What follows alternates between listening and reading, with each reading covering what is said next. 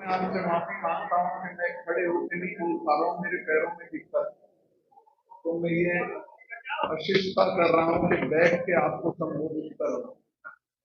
दूसरे, मैं आपका बहुत आभारी हूँ कि आपने इतनी देर तक इस सारी मीटिंग को झेला। लेकिन झेलना नहीं कहूंगा, इसमें मेरा भी बहुत बड़ा और इसमें बहुत सारी महत्वपूर्ण बातें आई हैं जो देश के लिए बहुत जरूरी थी।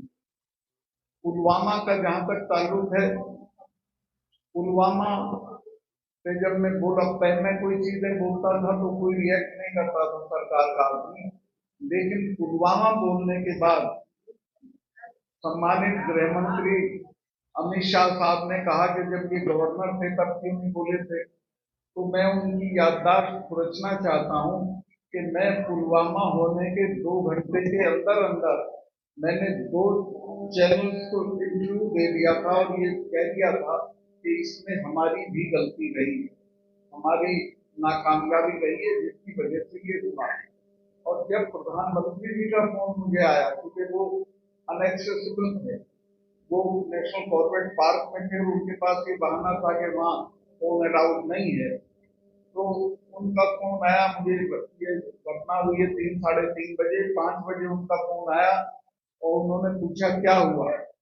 तो मैंने बताया कि साहब इस तरह से हमारे इतने जवान शहीद हो गए और ये हमारी गलती की वजह से हुआ, हमारी लापरवाही की वजह से हुआ।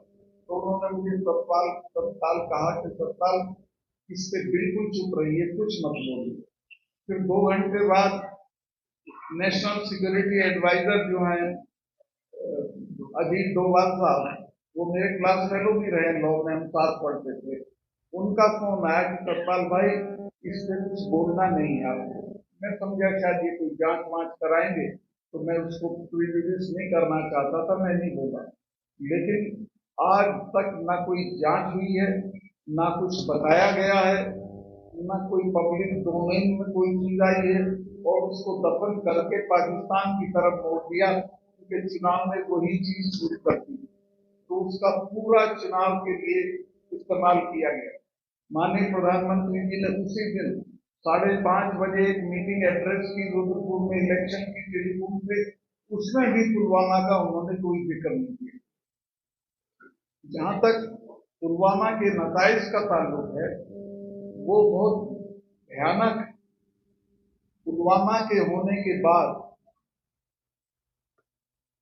इनको जो करना चाहिए था, इन्होंने कोई काम उस तरफ नहीं किया। वो सिर्फ उन्होंने पाकिस्तान की तरफ मोड़ा और फिर कहा कि हम अंदर घुस के मारेंगे। और वो पूरा चुनाव, पूरे चुनाव उनकी आप देखेंगे, प्रधानमंत्री की वो है वो है क्लिप्स, जिनमें वो कहते हैं कि वोट डालने जाओ तो चीजों को याद रखना। मैं भी देश के लोगों से कहना चाहता हूं कि इस बार वोट डालने जाओ तो पुलवामा के शहीदों को याद रखना। उनकी लाशों पे खड़े होकर जो सरकार बनी, उसने आज तक उस मामले की कोई जांच नहीं कराई। और आज मुझे अच्छा लगा कि आप लोगों ने प्रस्ताव पास कर दिया है कि इसकी जांच होनी चाहिए, से पत्र आना चाहिए और इसकी जांच सुप्रीम कोर्ट के देखभाल में होनी चाहिए।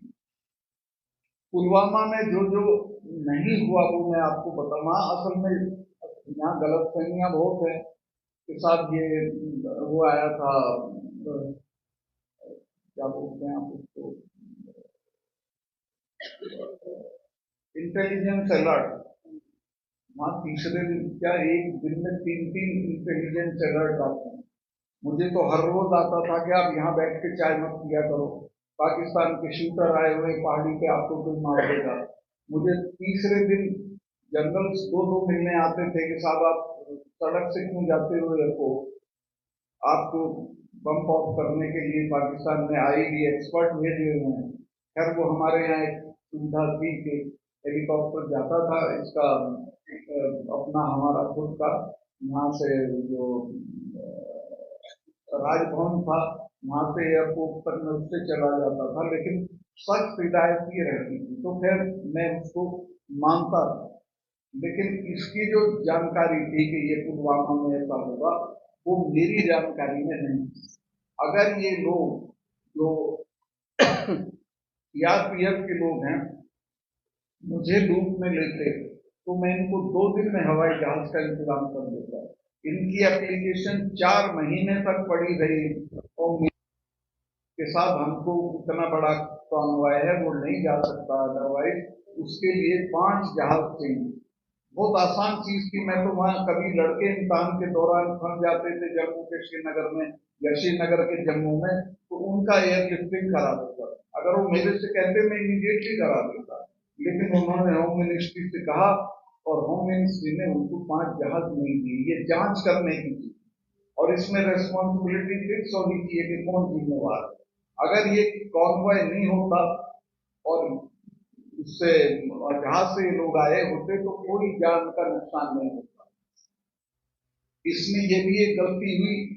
मैं गया था उस जगह जहां विस्फोट हुआ था, उस एरिया में 10 किलोमीटर की दूरी पे दोनों तरफ 8-10 लिंक रोड मिलती हैं मेन हाईवे, एक भी मैन नहीं थी, कहीं की कोई जिप्सी नहीं खड़ी थी ट्रैफिक को रोकने के लिए कि भाई हमारा कॉन्वॉय जा रहा है इसमें मत आइएगा। फिर मैं हमारी जो फोर्सेज आती थी तो मैं श्योर करता था कि उस दिन कोई सिविल ट्रैफिक हाईवे पे नहीं जाएगा और उसका नतीजा ये था कि सेफली चले जाते थे।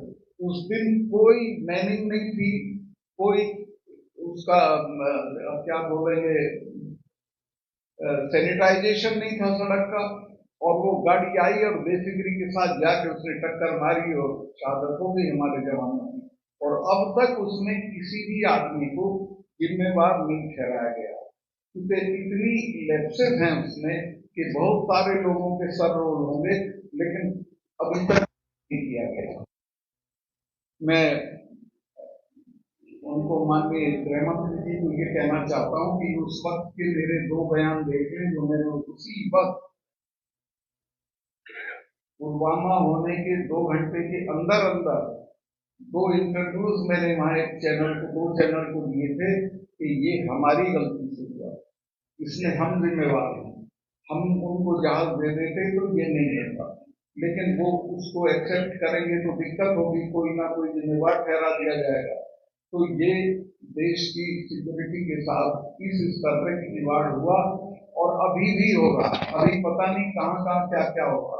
मेरे बहुत सारे अंदेशे हैं मेरी, और ऐसे ही नहीं है, मेरी जानकारी है कि ये कुछ ना कुछ चुनाव से पहले करेंगे। जो इनकी फितरत है, जो इनकी आदत है, जो गुजरात में करते रहे, देश में करते रहे, ये राम मंदिर पे गोला फेंकवा सकते हैं, ये किसी बीजेपी के बड़े नेता का कत्ल करा सकते हैं, ये अपना भारत पाकिस्तान की मेरी डेफिनेट जानकारी है कि हमारे एनएसए दुबई क्यों जा रहे हैं बहुत जल्दी जल्दी, वहां पाकिस्तान के जनरल से बात करते हैं और मिली जुली पुष्टि करेंगे कि हम 4-5 दिन के लिए घुसेंगे फिर हम आ जाएंगे, आप रिटेलिएट मत करिएगा। तो ये भी हो सकता है पाकिस्तान वाला।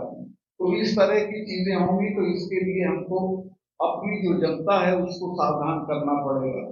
ये सांप्रदायिक तनाव वाला तो मुझे अंदाजा था पहले से। आप लोगों को मैं एक बात बता दूं, क्योंकि मैं जाट एरिया से आता हूँ, वहां एक कहावत थी कि जाट का तो हिंदू क्या और मेल का मुसलमान क्या, क्योंकि जाट ट्रेडिशनल सेंस में हिंदू नहीं होता, पूजा पाठ वाला नहीं होता, वो आर्य समाजी होता है। और इसी तरह मेल ट्रेडिशनल सेंस में मुसलमान नहीं होता, वो सिंपल एकदम सीधे सीधे रहता है सवाल। उनमें दंगा हुआ है कल, जिनके बारे में ये था कि ये इनमें कोई कम्युनलिज्म नहीं है, वहां दंगा हुआ है और ये दंगा बढ़ाया गया है जानबूझ के, और ये एक ही जगह नहीं हुआ। कल में रात रात में 8-10 शहरों में वहां के हरियाणा के युवा, हरियाणा में 47 के बाद कोई दंगे नहीं हुए, अब ये हुआ 7-8 शहरों में, बड़े शहरों में ये दंगे हुए हैं और ये होंगे देश में बड़े पैमाने पर होंगे। तो मैं आपके माध्यम से देश की जनता को, लोगों को सावधान करना चाहता हूं कि सब अप्रत्याशित चीजों के लिए तैयार रहिए और ये समझ जाइए कि ये आपको बेवकूफ बनाने के लिए चीजें की जा रही हैं, वोट के लिए की जा रही हैं। और आपसे भी मैं सहयोग की अपेक्षा करूंगा कि आप इस बात को फैलाएं और बताएं कि वोट के लिए यहाँ कुछ भी किया जा सकता है। राम मंदिर वाली भी मेरी डेफिनेट जानकारी है कि चूंकि राम मंदिर का मुद्दा नहीं रहा, मुद्दा वो तब बनेगा जब उसमें बम पड़ेगा या कोई चीज होगी, वो हो सकता है। कृष्ण जन्मभूमि पे हो सकता है, क्योंकि अलकायदा की थ्रेट भी है कृष्ण जन्मभूमि के लिए और अयोध्या के लिए। तो ये, हाँ, तो कुछ भी हो सकता है और ये कुछ भी करा सकते हैं। मैं बहुत लंबा हो गया, बस मैं आपसे ये निवेदन करना चाहता हूँ, ये जो आज का, मैं बहुत आभारी हूँ सारी पार्टियों के लोग आए और उन्होंने हमारे जो कंसर्न है वो साझा किए। उससे मैं कहूंगा कि वो चूंकि जनता के बीच में है, वो जहाँ जहाँ जा रहे हैं इन सवालों के मुद्दों को उठाते रहे और जोरदार तरीके से उठाते रहे, तो देश बड़ी ट्रेजेडी से बच जाए। आपका बहुत बहुत धन्यवाद। और आप सभी का, मैं जो आए हैं पार्टियों के लोग, सबका आभारी हूँ, कर्मी हो, आप हो या अपने जावेद भाई हो, सब लोग आए, आपने बड़ा सम्मान हमारी इस मीटिंग को दिया और इसको सफल बनाया। बहुत बहुत